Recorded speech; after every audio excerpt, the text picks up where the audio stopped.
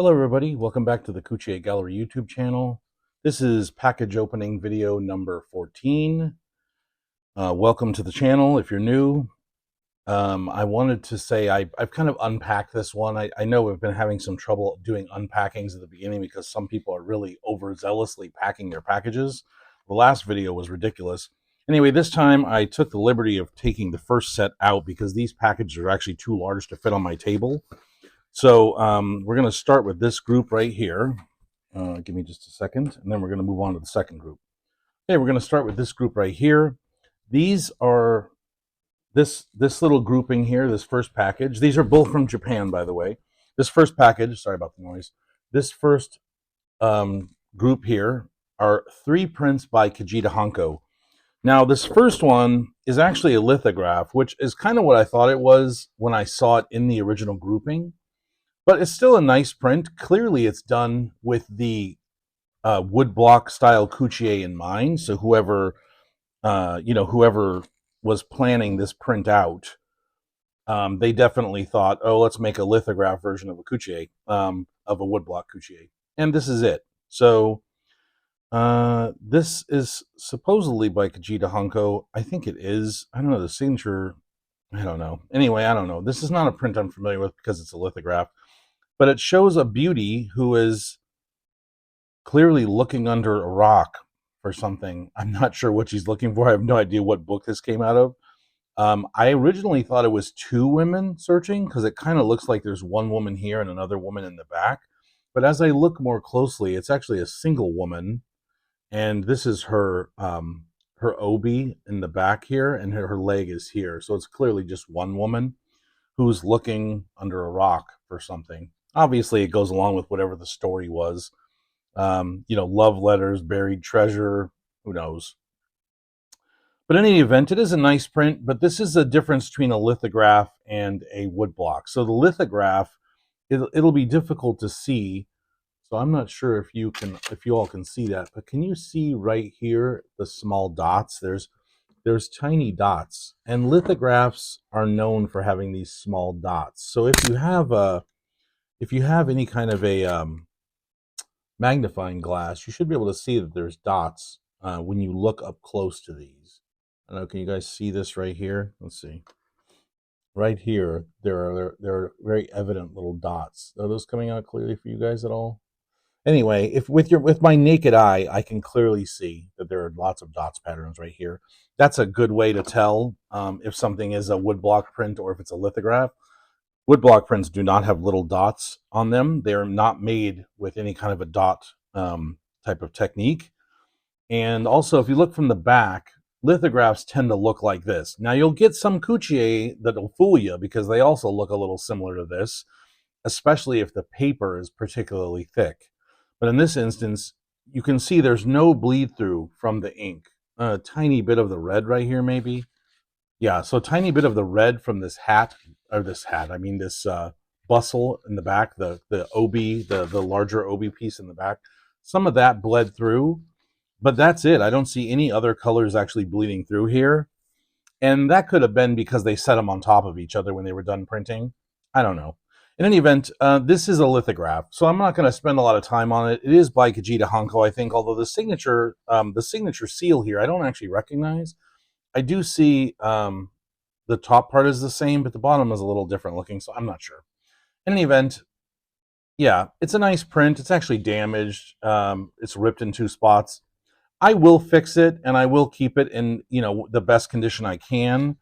But I'm not going to spend a ton of time on this one because it's not a woodblock, and woodblocks are really the thing we're most interested in here, and that's why most people are showing up. So I'm just going to put this in my book, and we're going to move on to the next one. And these are going to be all 3 prints by Kajita Hanko, so this will be a little bit cohesive, this one. So that's good. And yeah, I can remember one of the other 2. I cannot remember the third one, though. There's 3 prints total in this little batch here. But yeah, this print is actually in really poor condition, but this is obviously not the reason I bought them. The reason I bought them is one print in particular, which to me had all the value of the 3 prints. So yeah, I didn't pay a huge amount for them. They were like a pretty good deal. Mostly probably because of this lithograph print. Most people recognized that it was a lithograph, as I did, and kind of dropped the value down a little bit. So the next print we're going to talk about, this is a print that's new to me. This is also by Kajita Hanko. This is a lovely design. I'm not familiar with this design, but it is great. I did find it in the book, so it is verifiable by Kajita Hanko, and it is a really lovely design. And I haven't seen it before, but mostly I think what's great about it is the not the design necessarily individually, like by itself, but the printing. I mean, the design is lovely, but look at the watercolorist type technique on this background. I mean, this is just really, really lovely. See how soft they did this? There are very few black lines. So we have a couple black lines like here and here, maybe one here, but up in here, there are no black lines visible. So it really makes this print in the back look an awful lot like watercolor print, right? I mean watercolor painting rather. And most people who are not familiar with woodblock printing, who are like lay people, would probably assume this was a watercolor painting. And, you know, it looks like a watercolor painting. A lot of people could be fooled by this because it's very, very delicate. There's a little bit of a stain right here and right here. Probably I could remove those with water. This is red, so this is something we'd want to watch out for if we were doing any kind of water work. There's another splash here. It looks like whoever was originally pulling this out of the book was having themselves a cup of ocha at the time, getting themselves some tea or some coffee, and they spilled it all over their print, which probably depressed them horribly. Excuse me while I have a drink of some coffee in honor of whoever damaged this print. But in any event, we have two men that are sitting here. They're clearly looking out over the water. We have a hint of a sky here, so there's like a hint of a skyline up here. This person on this left side here is kind of gazing out over the water.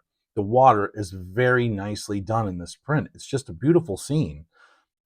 It's not like, you know, value-wise, you know, this print is routinely going to sell for like $100 to, you know, let's say $200 maximum, like in that range, in a retail setting. Okay, but it is a beautiful design. Most people are not going to be out there looking for specifically 2 men doing nothing, you know, in a scene. But this scene has kind of a reflective quality. Like there's something very sort of soft about it. There's, you know, the people are just kind of sitting there in a soft setting.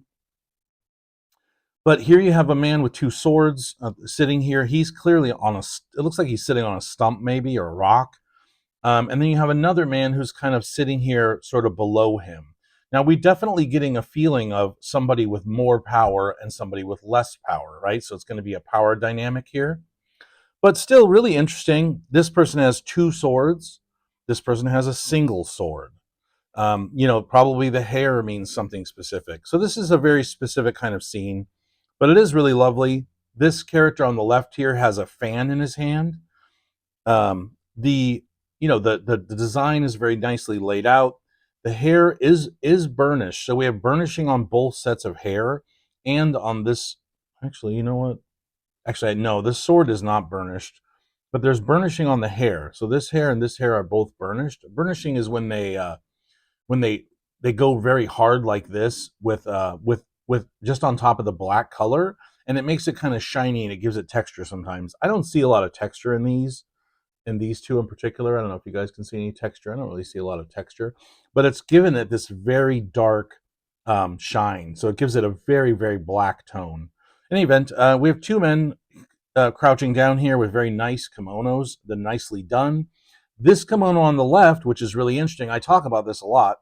The kimono on the left actually has blind printing.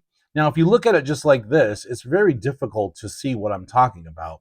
But as I turn it at an angle, you can see the texture. So they've given this print, I need to take my glasses off so I can even see while I'm talking about it. You can see this texture. See this textural quality right here? It actually is textured. It's not a design effect. It's actually got texture in it. And they do that by putting this on a piece of wood with this sort of like design, you know, these little squares on it, and then they just rub it across and it leaves this without any ink. And they do it within this margin of this this lower kimono or whatever you would call this lower thing that the man is wearing, and it leaves it only in that, and so it gives it a textural effect without adding any color. I actually love this, and I think it can be very highly effectively used. This one is highly used. It gives it, to my eyes, it gives it a little bit of a canvas appearance, like something you might find on the sail of a boat or something like that. So it has like a rougher quality, and I find that when they use it specifically, seeking out that rougher quality, to design and set aside something that makes it look rougher, I really love it. I think they do a good job. So this print does a great job of adding textural tones. It has this beautiful watercolor tree. I mean, this thing is fantastic. Like, I love this tree in the background. I love this ocean scene. Again, there's no black in this ocean scene, and they also did blind printing. I'm not sure if you guys can see that. There are lines in here that have nothing to do with any kind of color. I don't know if you guys can see that at all. I'm trying my best to like show it, but it's very difficult to see. Anyway, there are some of those soft lines here.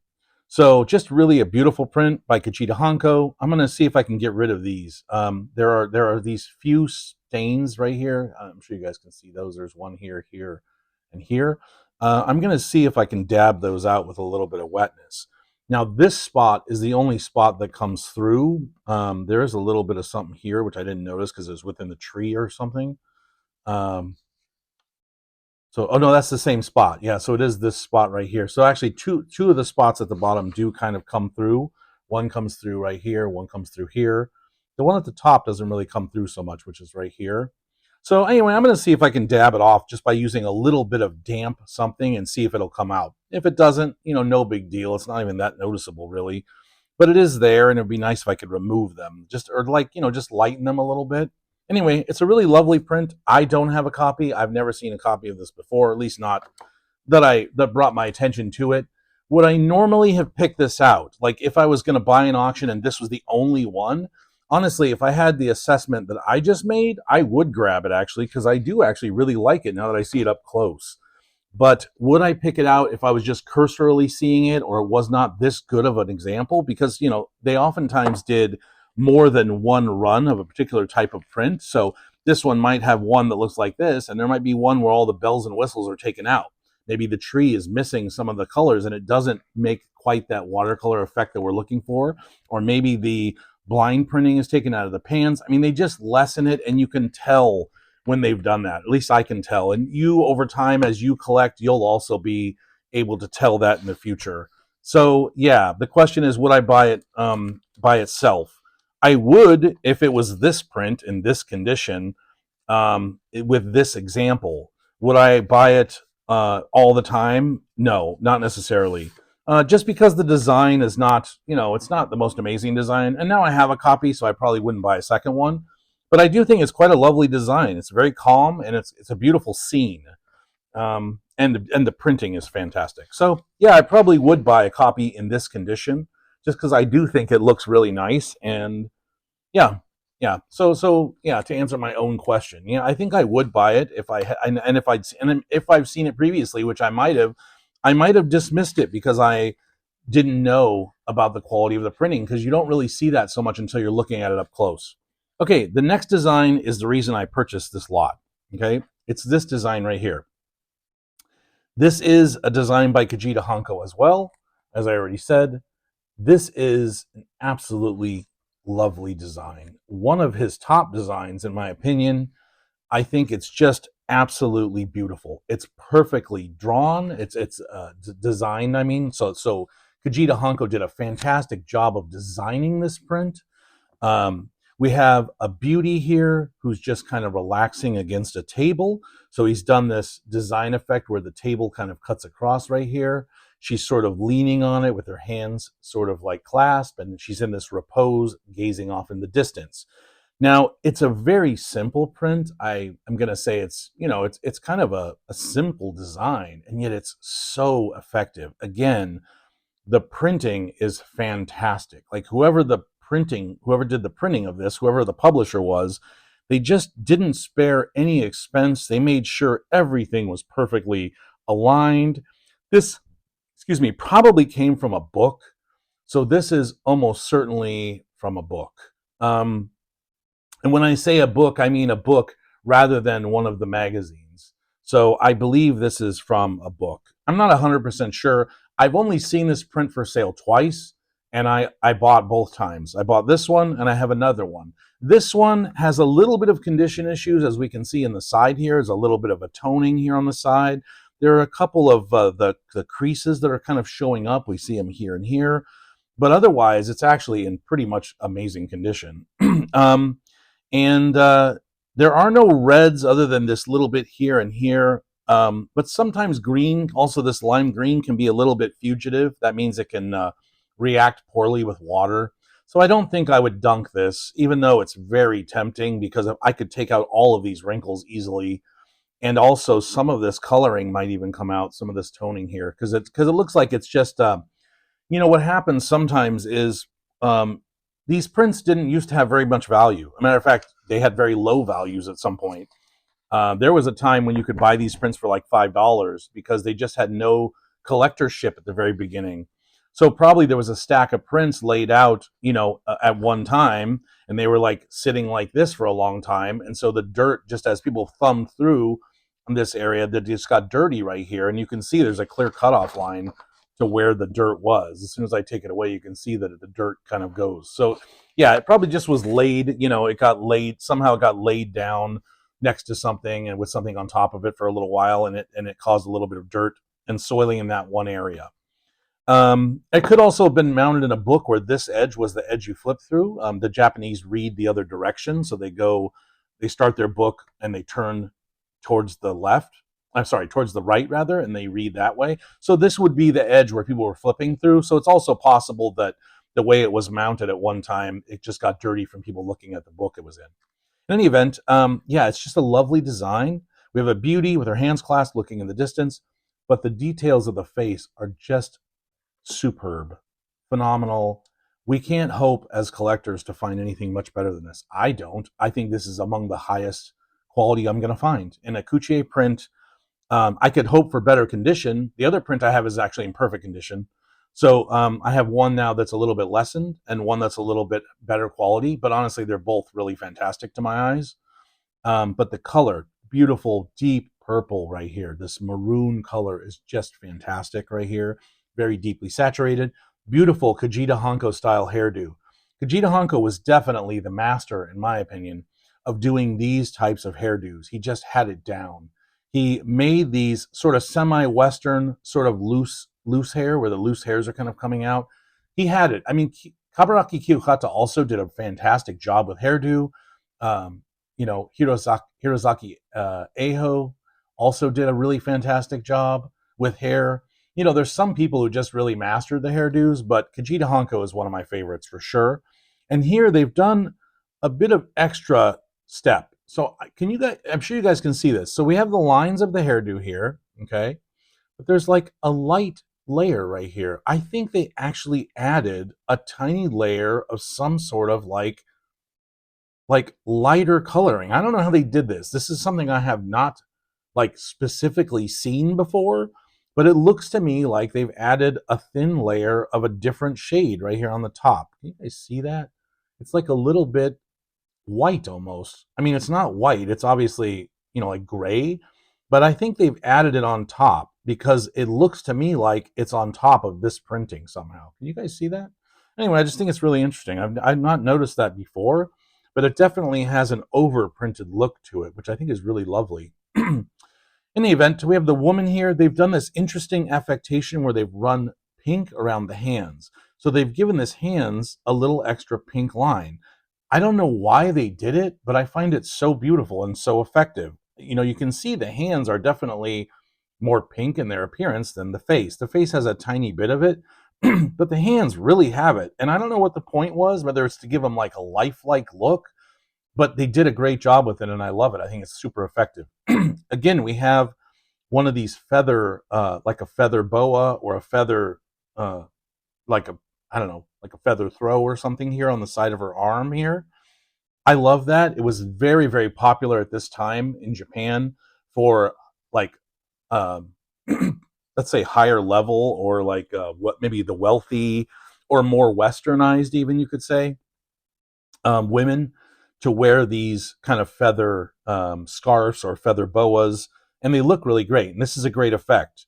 We have a Western style, I believe, undershirt here. There is a kimono here, so we have a kimono here, and we have a bottom, could be a dress or could be a kimono. They often mixed it together. Here, I'm not sure what this is. We have the same thing here. So we have a little splash right here of orange and yellow, and then it continues down here, the orange and yellow, and then we have a tiny bit of pink right here.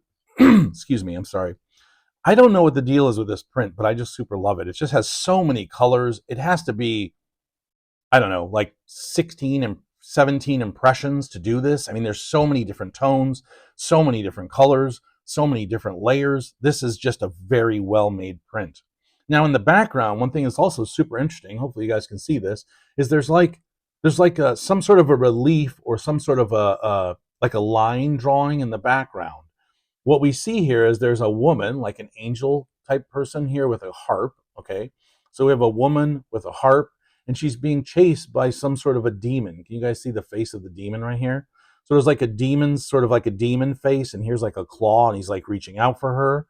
And then he has wings here. So clearly it's like a devil, demon sort of scene. And then as we scroll back this way, there's also a Cupid character here with a bow and an arrow.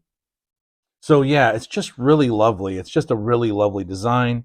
We have bokashi in several places. So bokashi is when they have shading. So we have bokashi here, where we go from dark here to light, very effective. We have some bokashi here, here, here, here, here, all over here. So this dress has, this upper kimono has bokashi in several areas where they've added this kind of purple to give it a dark appearance. It's just lovely. And then the background has an overall bokashi going from the bottom up with this kind of peachy tan color in the back. Just a lovely, lovely design. Now, it's not very large. This is a little bit of a smaller design, which is the thing that made me say I think it's probably from a book rather than from one of the literary magazines, because it's not very large. And as it was folded in, it's like this size. So it's a very small book, So that's why I'm saying I think it came from a book. Here we can see on the back, the bleed through is, superb. It's excellent. It's exactly what you want to see when you're looking for a woodblock print. Is you want to see the bleed through if possible. A lot of people are, I know some people that absolutely will only buy prints if they have bleed through. They do not want backed prints. I actually don't care about it that much, as far as, because I've always said, and I've said it many times, I feel like the quality of the print could be like kept in better condition for a longer period of time when they're backed. But anyway, people love seeing this bleed through from the back, and this is just as good as it gets. Like, look at how beautiful that is. You have a little bit of a shade of the face shape. Just, you can see the ink clearly coming through right here. This is what you want to see. This tells you this print is unbacked. This is the original condition it was created in. And yeah, just a lovely, lovely design by Kajita Hanko. I really love this print. So hopefully you guys enjoyed seeing this. I really do love it. We're going to move on to the second batch, and I have no clue how many prints are in this. It might be 6 or 7 or 5. There was a time a few months ago where someone in Japan was selling like these lots, like different little lots of groups of stuff, and the quality was mixed, and the prints you were going to get out of it were kind of mixed too. And some of them went pretty high priced, and I paid a high price for some of them. This one I showed you just now, the Kajita Hanko, it wasn't too expensive, thankfully, because it had 2 prints that were just kind of like not, the most desirable Kajita Hanko designs. And then it had another, and then it had the one that we just showed, which obviously is a fantastic design. So let me jump over to this. Okay, so here's the next one. This one is still packed, so it's going to take me a second. Let me just cut it out. But yeah, I do remember this. I really love this first print we're going to look at. And the reason I like it so much is because I've been searching for it for literally like 10 years. As far as I know, and it's probably not totally true, but as far as I know, it is like maybe the only design by this artist. Maybe there's 2. It's very difficult to tell. There could be 2 designs by him or her. I don't know. I don't know what their name is even. They're very much so like not a highly recognized artist. But I really love this design. I think it's beautiful. Unfortunately, it's not in the best condition, which sucks. But, that's just the way it goes sometimes. Like I said, this lot had mixed conditions. So let's see, how am I going to do this? Okay, I'm gonna have this one here. So we'll put this here. I'll put the prints inside, so we're not just going from one to the next right on top of each other. And we'll do it like this. Okay. All right. So here we go. We're going to start this print. Now this print, clearly it's not in fantastic condition. Okay. But I really love this design. I've been looking for this print for a long time. I've told everybody many times, I love finding these rare artists that are just not well known. As far as I know, to my knowledge, which I'll just check right now because I have the book right here. To my knowledge, this is the only print that this artist made.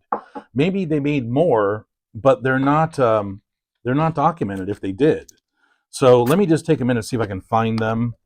They're a very uncommon artist. The signature looks a little bit like Tomioka Eisen, but it's not Tomioka Eisen. That's for sure.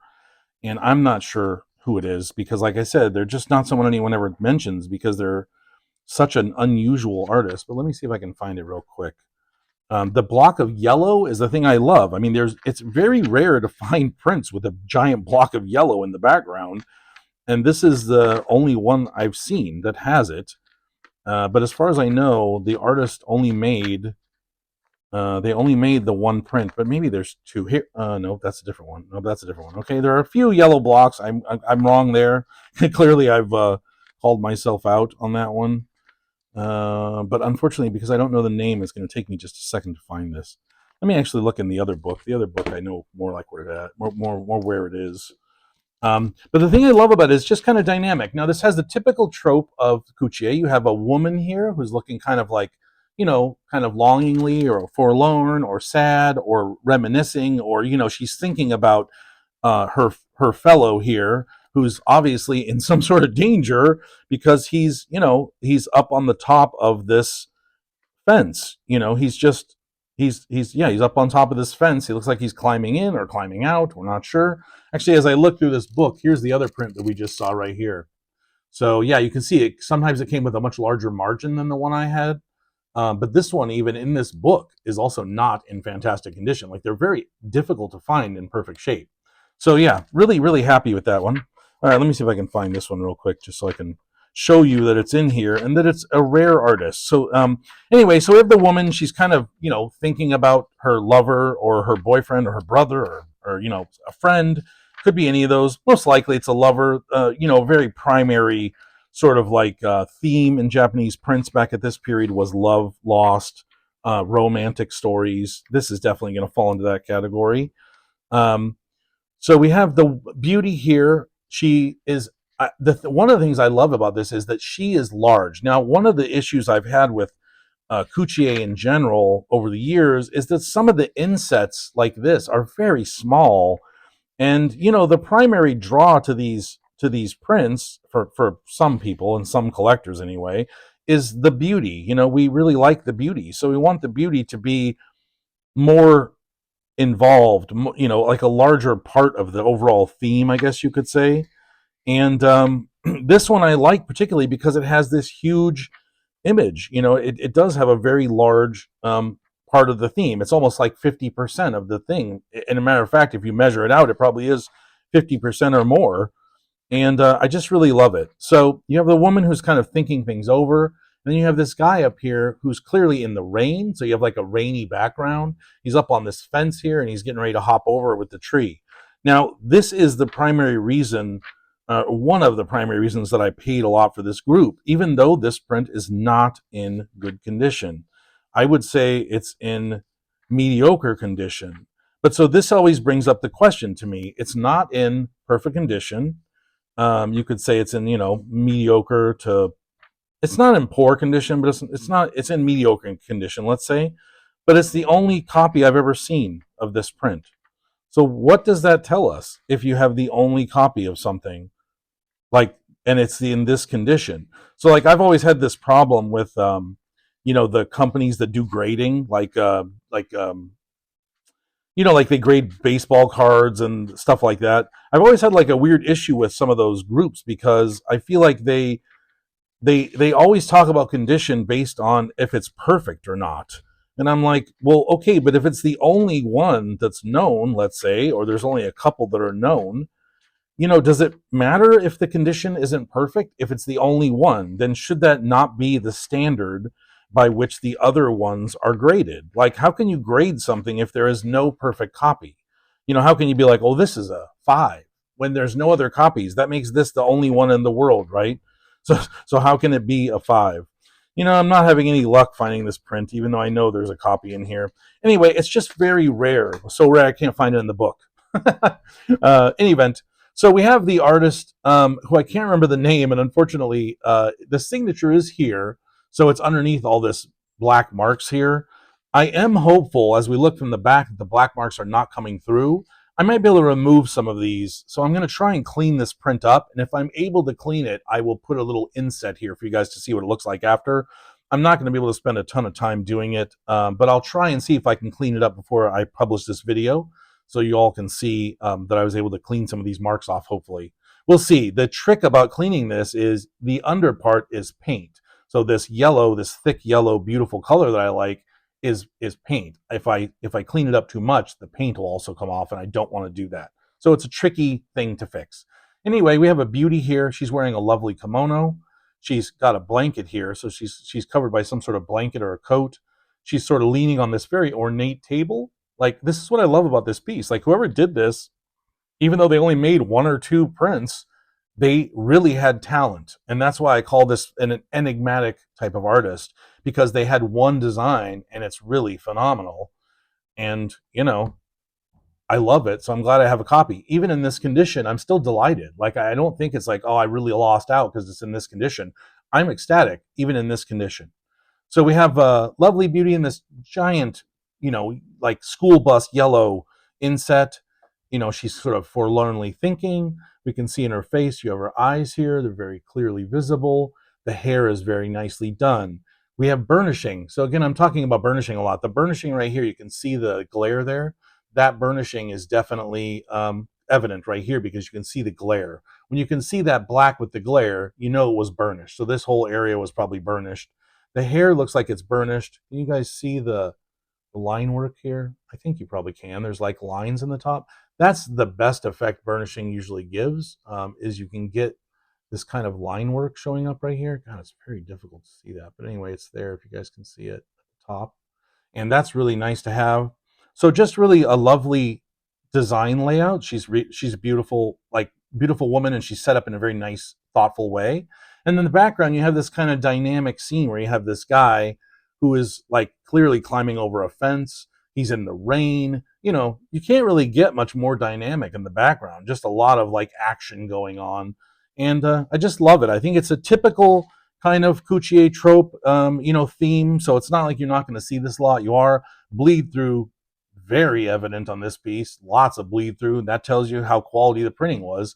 It just was very, very nicely done. Super thick bleed through all the way around. And I'll see if I can clean up that yellow square. I'm not going to do much else to this because there's not much else to be done. But it is just a really lovely design. I'm glad I had a chance to share this with you guys because this is a rare design. I would say you may not ever see another copy of this print. I've been, like I said, I've been looking for it for a really long time, and this is the only time I've ever seen it for sale. And to me, that made it worth trying to grab. So I paid a good amount for this, and it's funny because I'm going to show you a lot of other great prints, and I think people are more commonly going to say, oh yeah, he paid a lot for those other prints, which I probably did pay more for those as well. But in addition to those prints, I paid a lot because I love this print. And this print in particular, it's just lovely to me. I find it to be an excellent design, and I don't think I'll see another copy. So to me, while other people are going to say, oh, I wouldn't have paid a lot for this print, I paid more for this group because of this design. I want to be clear. Other people will say, oh, the other designs are in better shape, which they hopefully are. I don't know if they all are, but hopefully they're in better shape. And, they're not totally wrong. I mean, I paid for the whole group, obviously, but I do particularly love that print, okay? Let's move on to the next design. Okay, here we have another design. Now, I do have another copy of this design. This one is in better condition, except that it has a small tear right here.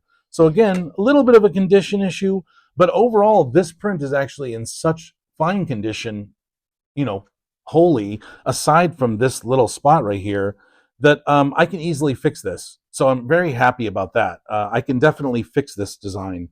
I have like enough old prints that are not good that I can find this color and patch it in. Excuse me while I take a drink real quick. But I really love this design.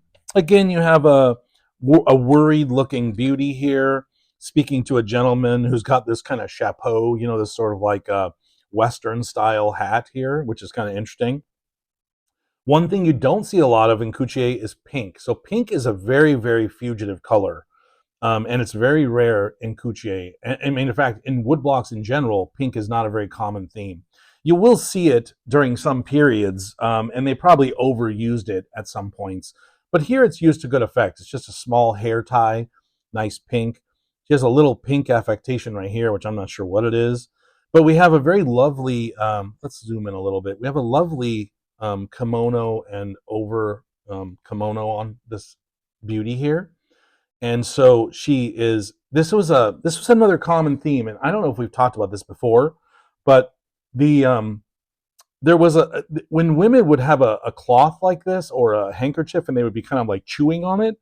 I mean, I think in the West we could clearly, like figure out what that means. Obviously, it means she's worried. She's worried and she's chewing on this cloth.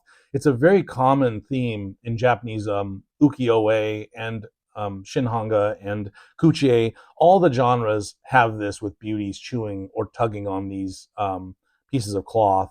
Very popular with courtesans and that kind of thing as well. It's like a worried type of thing. But she's tugging on that. She has a ring, which we've talked many times about the rings and how rings were so common at this period that you almost don't see any women in Kuchi that don't have a ring. So here she has a ring. We have this cloth here, which has a slight bit of lime green. Again, that shows the attention of the detail here because the only lime green in this whole piece is right here. The only real pink we see is right here and a little tiny bit right there. But so whoever designed this print, they really did take a lot of effort to do it right. I mean, there's probably 17 or 18 impressions here because of all the various colors. We have this purple plum for the the overcoat here. Then we have a brown color. Now there is brown on the tree as well. So we have brown here and brown here. So they were able to do some crossover, but this brown, it's not that similar. I don't know if this is even the same. But anyway, they've done a good job of making it look nice. And yeah, then it has a little splashes of blue here, this kind of bright blue. Just, really lovely design. This artist is called God, his name always eludes me. It's Eishun, but it's what is his name?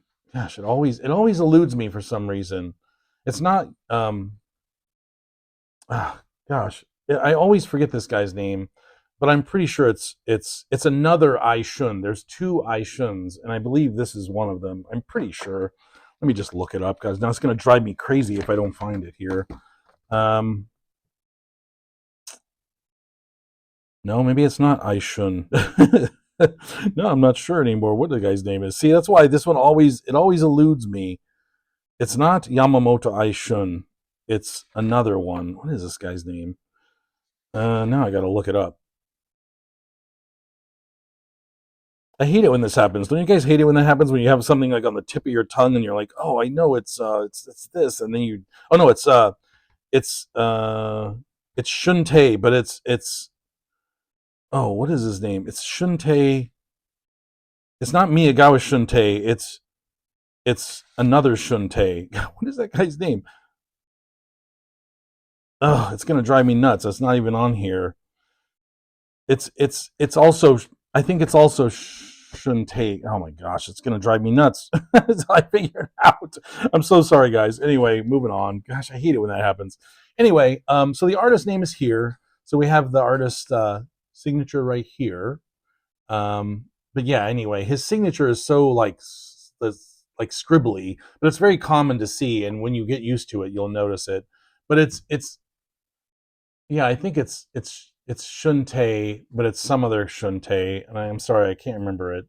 But anyway, we have a little bit of tear here, but I think I could fix this no problem. It's actually a really easy to fix tear, and the rest of the print is basically perfect. There's no other problems with this print. There's a little spot right here where there's a little tear, but again, these are very minor, easy to repairs. So yeah, so anyway, just a lovely design. A nice beach scene in the background, similar to that other one we saw. You know, nice beach scene, not a lot of black. This one has more black, obviously, than the other one, and they've given the main character here black. And you know, a traditional trope or a traditional theme is the woman is in light and the evil man or the man who's kind of like, you know, hey, let's go down to this dark beach over here. You know, this kind of vibe is like, you know, maybe putting her off on the wrong path or something. So, but anyway, from the back, we see lots of bleed through here, very nicely printed, and a full complete piece. Now, this one was never in a book, so there are no fold lines. So we can see there are no fold lines. Now, this is exactly what every Kuchi-e lover would want, is to get a print like this with no fold lines, and the margins are fully intact. Now, if this had been mounted into a book, one of the margin lines would have been cut off, maybe both of them, you know, because they have to fit it into whatever volume of magazine or book it came in. So in any event, just a really cool design. I hope you guys enjoyed checking this out. I will figure out who the artist is. And look, this one is too large for this book, so you now have to get a different book because it won't fit in here. So for now, I'm just gonna, oh, actually, no, that's true. I actually do have my larger book here because one of the people who watched the video last time asked me to show you guys my favorite piece. So I'm going to do that. I have my favorite piece here today, and I'm going to show it to you so you guys can check it out. Um, I'm sure some of you who know me, which there are a few of you at least, you undoubtedly know what my favorite piece is already, because it's part of my avatar. So, you know, most people would know what my favorite piece is just because they've already seen it on my channel and so on, because I use it for my avatar. But in any event, I do carry an oversized book for those of you who are curious. So I carry different size of these books. Now, this print is a standard Kuchi-e, but because it was never mounted in any book, the edges and stuff make it larger than the standard folio. So I have this extra large folio for prints that are of this type that have never been mounted into a book.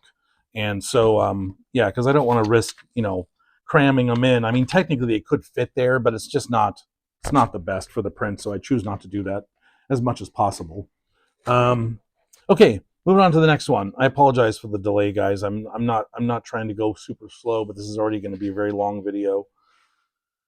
Okay, so here we go. This is a lovely design. Sorry, the edges are a little bit off here, but actually they are still here. I've noticed that a lot. You guys will probably notice this too if you collect Kuchi-e, that over time when you see little nicks, sometimes the paper's still there, it's just folded over. But in any event, this one is, it's a nice design. I've seen it many times before. It has a little bit of bleed through happening here on this face. And, but we have two beauties here. They're chatting. There is a musical instrument here on the side. And they're basically just two women talking. Now, she has a book or a letter or something in her hand. And again, you'll notice that she has a ring. So the ring is here in full effect. But yeah, just a nice design, a very, very calm, pleasant design of two beauties chatting. Nothing particularly awful happening. There's no doom or menace hanging out. There's no guys in the background jumping over fences or in war scenes. It's just two people chatting. I like this design. I have some other copies, I think, or one other copy of this. And maybe I don't know. I do like this artist a lot. I can't remember her name. I think it's Kikusen or something like that. But I do think she's a really nice artist. I mean, sorry, he's a really nice artist. I don't know what his name is off the top of my head either. He's not one of those artists that is like super, super common. I think it's maybe Kumon Kikusen. I'm not 100% sure though. but there is some bleed through of red here though. So this print, you know, were I going to sell this in a gallery setting, it would probably be like, you know, $50 to $75. It's still nice, and the print and the red is not horrible, But if you look up close, there just is a little bit of pink coming through on this face right here. I don't know what it came from. I did check the back a minute ago to see if it came through, and it does come through. So whatever, it might have been laid against something that was wet, or who knows, but you ended up with a little bit of bleed through right here, and there's no real way to fix this. So this is just a print that you end up selling if you ever sell it as a discount item, even though it's not bad. I mean, the face is not horrible at all, and if you framed this, most people probably wouldn't even notice it, but it is there. And otherwise, the condition is a little bit marginal. It's got a little bit of like soiling here. Here we have the signature for this artist here.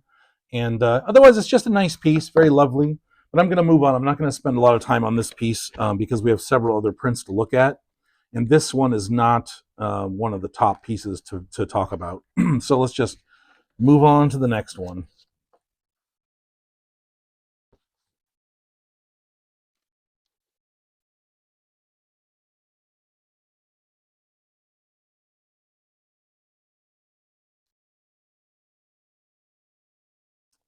Okay, so let's move on to the next piece.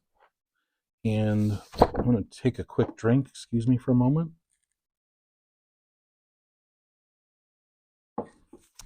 Apologies. Okay, I'm going to do this one next, and then we're going to do the last one, which is one of the reasons I bought this set or group is the last piece. I'll save the best piece for last, which is what I should do. Okay, so here we have another really lovely piece. This is by Akai Tsuneshige. So Tsuneshige is one of the artists. I do love this piece. I think it's very well designed. It's beautiful. It has some really nice printing done, which I'll point out here. They did a lot of layers. So there's a lot of layers in this print, which I think kind of shows itself to how good the printing was. Again, we have another print here, which was not in the book. What do we love about that? Well, we love several things about it. First and foremost is that there are no fold lines. Number two, it's got full margins, so it wasn't trimmed. So again, we have this full side margin here, and that's really hard to find. It's not. I mean, we see them sometimes, obviously, but it's not common. Not common at all. Matter of fact, it's uncommon. I would say that, of all the prints that I have, and I have quite a few, probably only like maybe 30 or 40, maybe up to 50 are not from the book. They're just way more common to have been from the book. They would have made these as an overrun, like maybe the book had 400 copies or 250 copies or 1,000 copies or whatever. And then at the end, when they were done printing, they had 200 copies of this print left over. So they would sell it to local print shops or, bookstores, that kind of thing, for people who maybe just wanted the print but didn't actually want the book. And that's nice. That's a nice thing for them to do. Okay, so we have another inset piece. So we have an inset here now, but this time, instead of having a background that has like a dynamic, some kind of action scene, we have a beautiful plant. So in this case, we have, there's like a bit of rain coming down. So we do have a little bit of rain in the background, which is interesting. And then we have a plant here with some beautiful flowers. And I'm sure this is an accurate plant. I don't know what kind of plant this is. My friend Ray could certainly tell us what kind of plant it is. But anyway, it is here. And so anyway, but we have this inset here. The signature is down here at the bottom. There is a little bit of bleeding here. So at some point it might have gotten wet, or maybe when the paint was wet, somebody touched it and just smeared, because it doesn't look smeared like when it gets wet, but it just has a little red edge to it. But anyway, this is Tsuneshige, so Akai Tsuneshige's signature. We have the seal here. We have a beauty here who's discussing something with this. So we have a man and a woman. The interesting thing about this design to me is the woman. She's really, really nicely colored in this obi. The obi especially is just fantastic. So it has a flower motif, which is really nice, but it's pretty accurate looking. Like you can see that it has some sort of, lilies or some sort of identifiable flowers. Again, Ray, I'm going to count on you here to let us know what kind of flowers these are if you're out there watching. But it has accurate looking flower petals here. which is really nice. It's nice to be able to tell there's something going on. And they used a bunch of different colors just to make this particular part of the print really pop. Like it's just like, wow, all this color was used right in this center obi area. We have like this pink fuchsia color. We have this deep blue. We have purple. We've got bright yellow. We have this kind of like peachish light plum brown color. It's just really lovely. Like there's green in here. That's a lot of color for one tiny little bit of area. It really shows up nicely. And then on top of that, we have this design well, let me finish the beauty. So we have a beautiful hair design here. She's got a nice hairpiece again with another flower. Ray, I don't know if you know what kind of flower this looks like, but we have another flower here, and we have a beauty's face here. The hair is really nicely done. She has a little bit of purple on the inner kimono here, which is nice. The outer kimono is just a really nice lined kimono style. Looks very nice.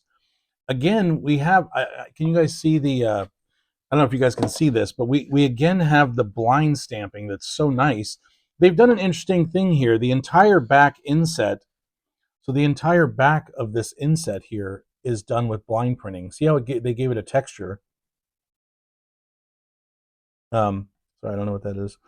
They gave us a texture here of this. So you can see it's different. So here there's none, and then they added it starting here. So this entire back section, when you look at it from far away, it doesn't really do much, but when you look at it up close, it has this really nice textural quality. It's really beautiful. It makes everything pop. So all the areas that don't have this kind of pop out a little bit because they're smooth. Like you can see her face here doesn't have it, the hair doesn't have it, but then it's nice here, and you can kind of see it. It gives it a little bit of just a different quality, like it allows it to pop. I really love that. There's also some here on this cloth. So they did it here on this little bit of cloth in her hand also, for whatever reason, just to give it a little extra texture. So yeah, just really a lovely piece. Then we have the man here. His hand is kind of reaching up underneath his kimono, but it's a beautiful kimono. I like the way they did his kimono. They had this beautiful color here. They didn't spare the quality of the printing for his kimono, which has this lovely bokashi where it shades from dark up to light here. That's really beautiful and nice effect. They've done a little bit of a bokashi on his face here to show that it's shaded because he's looking down. Maybe he's a little bit unhappy, and maybe they wanted to give him a little bit of an embarrassed hue because he has this kind of like a little bit of darker tone here. It could just be shading. But yeah, just really lovely. The whole design is very effective. Again, we have large margins on this because it was never trimmed to fit into any book, and it was never folded to fit into any book. It does have a few condition issues. Along the edge here, there are a lot of cracks. Now, this can be a problem later. Typically, I would probably, if it was a regular trimmed print, I probably would just trim it because trying to fix this is not easy, actually. In this instance, because it has a little bit of margin, you can actually see the margin comes around all the way around. This is so rare, by the way, for Kuchi-e. To find Kuchi-e that have full margins on three sides is just, it's almost unheard of. Like, it's just very uncommon. I mean, unless it's a print that's designed to have margins all the way around. But in this case, it's not that. It's just, the print would have been trimmed when it was installed into a book. But it does have the margins on 1, 2, 3 sides, which is really uncommon. And if you look closely, you can even see it's available on the bottom. I mean, this was truly untrimmed. So to find a Kuchi-e print at all that hasn't been folded is rare, but to find one that has all 4 sides of the margins intact is really uncommon. Let's take a quick look at the back. Yeah, lovely. Obviously, the bleed through is very much so in effect here. It shows through particularly well on the man. The bleed through looks really nice on the man, and the flowers also show through really nicely. So yeah, just a really lovely print. Again, there's a little bit of a hole right here, and the paper, I don't know if you guys can see this, but the paper is still here. It just got pushed or something. So it's hard to describe, but it basically got like someone just like touched it and sort of crimped it, maybe when it was wet. So if I wiggle it, I might be able to uncrimp it and get the whole thing back. And in which case I'll be able to just easily repair it. So yeah, so I'll probably do that because it looks fairly simple. But there's like a tiny little hole right here, which I think I could easily repair. There are some other, things things on the side here that also need to be patched with some tape just to make sure they don't tear worse. Otherwise, a really lovely design. Again, I think it's too large for this standard book because of this, and yeah, it is. So we're going to pull out the trusty, handy-dandy, over large size book, which I don't usually have here, but because somebody asked me about which print was my favorite, I have it handy today. So let me just put this in the book, and I'll be right back with the final print. This final print is the reason I paid the most for this series, even though, as I told you at the beginning, I really like that other print. God, this stuff is so difficult to slide into here. When there's little cuts on the edges, man, just like it catches on this plastic so easily. That's why we have to make these repairs, because if we don't, then it'll just continue catching every time we move it in and out. And if it gets a real big tear, then at that point I would have to probably trim this. Honestly, I might still trim it because it's not like, I don't know. I'll figure it out. I need to take a look at it more closely, just because it's, yeah, but it's got such a large margin. I couldn't do it. I'm just gonna have to fix it. Anyway, it's going to take me, 45 minutes to an hour to make that repair, which I'm not really excited about, to be honest. Okay, this is going to be the final print for the day, other than my favorite print, which I will talk about at the end, because I had a request from one of you. So hopefully you'll come back to view this, so you'll get a chance to take a look at it. Okay, this print is the reason I paid the most for this particular lot, okay? This is a lovely design. As far as I can tell, it's basically in perfect condition. Again, untrimmed and unput into a book. So this was not put into a book, which we've had several designs from this little grouping, for whatever reason, that were not put into books. Now, again, I paid a lot for this group. There are a few minor printing errors, but otherwise, it's pretty much perfect. It's a beautiful print. It's got a little spot here, which is actually, it looks like paint to me, and then it's got one here. These are the same color. They both look like paint to me. I might be able to lessen them, but you can see that they both come through to the back. There's one here and one here. So there's no real taking them all the way out. I could put a little piece of paper over here to match. Actually, this tone quality is the same as the background. So theoretically speaking, I could take a little piece here and just put it right over here, okay? And I could just cover it up. So I may do that just to draw your eyes away from it, especially on this one, because it's like right here where the hand is. But anyway, for the most part, this print is actually in fantastic condition. Now, this is Yamamoto Eishun. So this is Yamamoto Eishun, and this is a really lovely print. Again, we have a beauty who's looks like she's reading a letter. So she's reading a letter, a note, or a postcard, and then we have an inset of a soldier in the background. So clearly this is a love story where the soldier has gone off to war, most likely, and she's reading a letter, clearly looking very intent, reading this little letter, note, postcard, or whatever from her love. It's just a beautiful design. Again, so rare. We have margins on all four sides. Like, this is just so uncommon. I love this. I wish I could have more of these. This one isn't even trimmed. You can see the top. They didn't even trim it straight here. It still has I think these are called Kento marks, these little marks right here. This is the mark they would use. They would put it on the wood, and this is what they used to keep the prints in place when they added the new colors. So they would put it like this. There'd be one here, and then they would like take a little, they would like dab their finger or something, and they would put this on the edge so they know it lines up, and then they would take a little bit of wet, probably washi, and like put it on the corner here or there, and then they would put it down so it would hold it in shape, and they would add whatever the next color is. It goes backwards like this.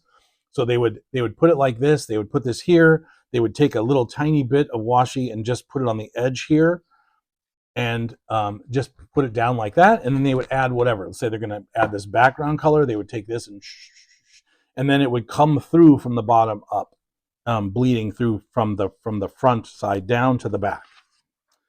Okay, so anyway, we have a a beauty here. She's really lovely. She's got beautiful hair, burnishing in the hair. The hair is very black. It's not shiny this time though, but it is very dark. And then we have a little bit of bokashi here, which gives us this kind of like softer tone on the edge of the hair. We have a lovely kimono with some stripes, a beautiful orange inner sleeve color here, a light gray, which has bokashi again, that goes from dark to light of the inner collar area. And then we have an obi here, again, with sort of larger stripes. Not the most beautiful of kimonos, but still such a lovely piece and such beautiful colors. And then it has this big background color here, which is like this dark blue. It is kind of a large chunk of dark background, but it really makes her face pop. It really makes this intent look right here pop out. It, bam, it really pops because you have this dark side over here. And it makes it so we're focused here on this area, but then we have this soft inset here, which is her remembrance of her lover, boyfriend, could be a brother or whatever, some sort of a important person, probably her lover. But yeah, just really lovely. Down here on the bottom, we have the Yamamoto Eishun seal, and yeah, just fantastic. We do have a tiny bit of like white here that they've added in the background. It's kind of effective, but it's interesting that they only put like 4 or 5 little leaf petals here. They've also done a little bit of work here. Can you guys see that? They did a little bit of work in this postcard or whatever this thing right here is. So yeah, just really, really lovely. Such a beautiful design, and it practically in perfect condition. There are no holes that I can see. Just those 2 spots I talked of, but otherwise it's basically in perfect condition. Really lovely. This is the print I paid the most for as far as, the value I ascribed to the lot. But yeah, beautiful print, bleed through, clearly evident, lots of beautiful bleed through from the back. Just a really lovely design by Yamamoto Eishun. And yeah, really a very just a very uncommon design. I don't think I'll ever see another one of these that hasn't been trimmed like this, but you never know. Kuchi-e do have a way of surprising me by showing up sometimes when I least expect them to show up in like really amazing condition. So it does happen. I have people that are working in my building today. This is why I'm doing this very, very early video today. If they start hammering, I will end the video immediately because I don't want you guys to listen to them hammering in the background. This is already an extremely long video, which I'm trying to avoid, but I can't help it when I've got, 7 or 8 prints to talk about. It just takes time. Hopefully you're interested. You can always skip forward anyway if you don't want to hear the banter and you just want to look at the prints. That's totally fine. I appreciate you being here in any capacity that you're here. So anyway, thank you for that. Okay, someone asked me my favorite print. Let's talk about my favorite print. My favorite print, and undoubtedly the most valuable print that I own, is this print here by Kaburaki Kiyokata. This print is absolutely fantastic. I've never seen another copy for sale. There's only a couple copies even referenced, so they're not even well referenced, this print. It's extremely uncommon, and it's just incredible. So what do I love about it? Well, it has all the bells and whistles. So it has, let's take a close, let me just give you a chance to look at it, okay? Let's take a close look. So the print is, it's just, sorry, let me try to zoom in for you guys a little. It's just a really beautiful design. You have a beauty who's comforting like a werewolf or a wolf man of some kind. I don't really understand the book it's from, or the story it's from is called Female Pirate. So I guess she's the pirate. I can't imagine this is the pirate. But I think this is the female pirate, I guess. And we have a guy here. Clearly it's a man. He's wearing some kind of sweater shirt, but he's clearly a wolf person. Like he's got a hairy face and he's wearing some sort of orange hat. But you can see he also has claws, like his fingers are clawed. So it's not just one of those people that has like extra hairy faces. Like it's not that. Like I don't know. It's just clearly a wolf person of some sort. But I just love it so much. This design is so unique and so unusual. And I was very fortunate to get it. My friend Peter sold it to me when he kind of went into semi-retirement, and he had it for a very long time hanging on the wall in his office, actually. And when he decided to retire, he offered it to me. I paid the most I ever paid for this print. This is the print I paid the most money for, and I would gladly pay it again. If I found another copy of this in better condition, I would try to grab that too. It's extremely rare. And one day in the future, when Kuchi-e are, more widely and more expressly collected, people will definitely 100% want this design. Again, I said in the last years, I've never seen another copy for sale. So I don't know how limited they were. I don't know if there were only 200 copies made, or 100 copies, or 10 copies. I don't know. Maybe there was 1,000 copies and people loved it so much it just got all bought up, and I don't know. But anyway, we have a beauty here. She's got a very lovely hairdo, typical Kaburaki Kiyokata style. You can see that the hair here is like a little bit visible. I don't know, can you guys see that? She has a lovely kimono, which has been burnished in both the non-shiny and the shiny version. So it's extremely black, this kimono. It's just the blackest of blacks. And then it has these burnished lines. Can you guys see those? God, it's like so lovely. See that? See the lines, how they pop out on the kimono there? That is just really amazing. I mean, that's really high level printing. So so that's really lovely. We have a little crest work here. So it's, there's crest work on the over kimono or the coat. We have a beautiful inner kimono, like a blue with diamond patterns. A lovely obi is visible here. There's a little rope. It's just really lovely. The whole effect is fantastic. She's wearing a bracelet and a ring. So we got lucky this time. We got a bracelet and a ring. Western jewelry was making a very popular appearance here. And then we have our Wolfman. I just can't say enough about how unusual and amazing this print is. The Wolfman is sitting on a couch. He's clearly knocked out or sleeping or unconscious or something. And it's just like she's kind of caring for him, maybe trying to wake him up. I don't know. But it's just lovely. And then on the side here, we have this interesting sort of like sheet or curtain. And I'm not sure what the effect is. It kind of gives it an effect of being from a play of some kind, which maybe it was from a play of some type. I don't know. Down here at the bottom, we have Kiyokata's signature. It's a very early signature. This is a seal that you'll rarely see on Kiyokata's designs. Again, it says Kiyokata ga. So this ga was a pretty early and not a very common signature. So you're not going to see that too often. But the other example of this print that I've seen actually has a blue crest here instead of the red one. Again, I don't know why, but for whatever reason, they made two of them. I don't know if one of them was, I just don't know. I don't even have a good guess even. This print is also in fantastic condition, especially considering that it was on my friend's wall for maybe 20 years. He was a woodblock, I mean, he still is a woodblock print dealer, and he dealt for over like 45 years or something like that. And in that time period, he said he'd only seen one of these, and he bought it. So it's a really uncommon print. The print is a little bit toned. You can see that it has toning on the back here. Like I said, he framed it because he hanged this up for, 20 years or whatever in his office. So it has this little bit of orange toning here, and some of the toning has, come through, and it's definitely affected the overall design. This print was probably not as yellow on this side. It was probably more like this color.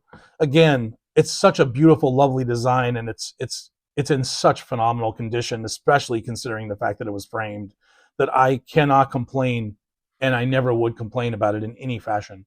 So this is the print I love the best. I wouldn't sell it. I mean, when I die, it'll get sold probably at auction, or if I'm a very old man, maybe it'll get sold.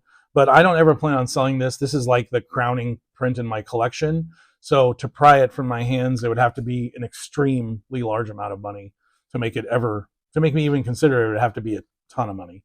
So yeah, one day this will be one of the most like highly desired Kiyokata designs. I mean, he has a lot of rare designs, so that's for sure. But this one is definitely among the rarest. And I don't really know anyone other than Tomo Asahi who has one of these. So they're just not very common. I don't know if I'm sure there are other people who own them, but I don't know them. So yeah, so hopefully some other copies will come up out there. Otherwise, I just want to say, I'll just leave this here for my outro. I just want to say thank you to everybody. Thank you for your time. I'm sorry this was such a long video, but I have a lot of prints to get through. And if you like my videos, please like and subscribe. I have 65 subscribers. I'm trying to get up to 100. And that's all. I hope everybody has a lovely winter. Winter is upon us, and it's very cold where I live, but I'm okay with it. And I hope you're having a good winter where you live. And that's it. Have a great day, and I'll see you in the next video.